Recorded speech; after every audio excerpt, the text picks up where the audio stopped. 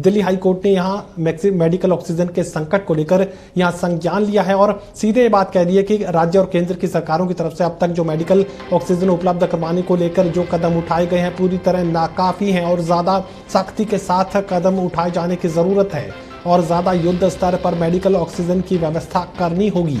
Delhi high court की तरफ से यहां एक फटकार लगाई गई है राज्यों की सरकारों को, इसके अलावा केंद्र सरकार को भी, दिल्ली राज्य की सरकार के अलावा केंद्र सरकार को भी यहां फटकार दिल्ली हाई कोर्ट की तरफ से लगाई गई है।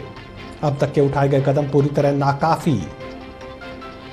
लोगों का जीना है मौलिक अधिकार और इस अधिकार को मेडिकल ऑक्सीजन की कमी के चलते छीना नहीं जा सकता। और इसी खबर पर मेरे सहयोगी विनय सिंह हमारे साथ बने हुए हैं। विनय, दिल्ली हाई कोर्ट की तरफ से साफ ये बात कह दी गई कि मेडिकल ऑक्सीजन की कमी को लेकर अब तक जो कदम उठाए गए पूरी तरह नाकाफी हैं। जीना है सबका मौलिक अधिकार और इस अधिकार को किसी की गलती की वजह से, किसी के खामियों की वजह से छीना नहीं जा सकता।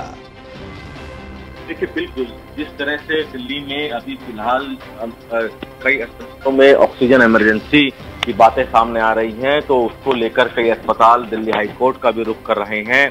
ऐसे में लगातार दिल्ली हाई कोर्ट इन अस्पतालों की मामलों पर सुनवाई कर रहा है। दिल्ली में क्या व्यवस्था है, किस तरह से ऑक्सीजन सप्लाई हो, इसको लेकर बात हो रही है।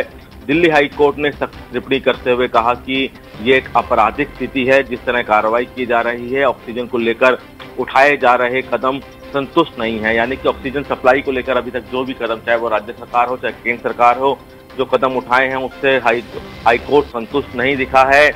और साथ ही साथ ये भी कहा गया है कि लोगों को ऑक्सीजन सप्लाई करने के मामले में केंद्र सरकार को और भी ज्यादा सख्त कदम उठाने चाहिए, यानी कि और ज्यादा कोशिश करनी चाहिए। ये लगातार सुनवाई चल रही है। कल भी इस मामले में सुनवाई हुई थी, परसों भी हुई थी, आज फिर इस मामले में सुनवाई चल रही है। अब देखना है कि दिल्ली हाई कोर्ट के दिशा निर्देशों के बाद किन किन अस्पतालों में किस तरीके से ऑक्सीजन पहुंच पाती है, ताकि जिन अस्पतालों में मरीज भर्ती हैं उनको राहत मिल सके। जी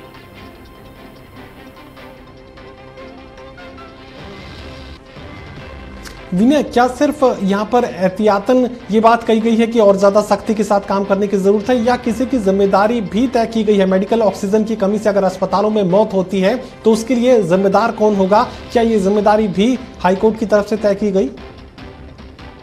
चूंकि सुनवाई लगातार चल रही है और जिम्मेदारी की बात की जाए तो केंद्र सरकार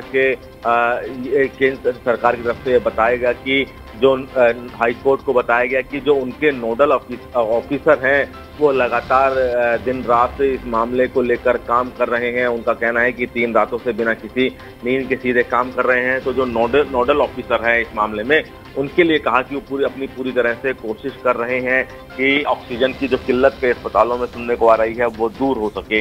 तो अभी फिलहाल चूंकि सुनवाई चल रही है और कोर्ट में दिल्ली सरकार, केंद्र सरकार और जो अस्पताल हैं वो अपने अपने पक्ष रख रहे हैं। इससे पहले भी सुनवाई के दौरान दिल्ली हाई कोर्ट सख्ती दिखा चुका है और आज देखना है कि किस तरह के यहाँ पर दिशा निर्देश दिल्ली हाई कोर्ट द्वारा तमाम एजेंसियों को दिए जाते हैं। जी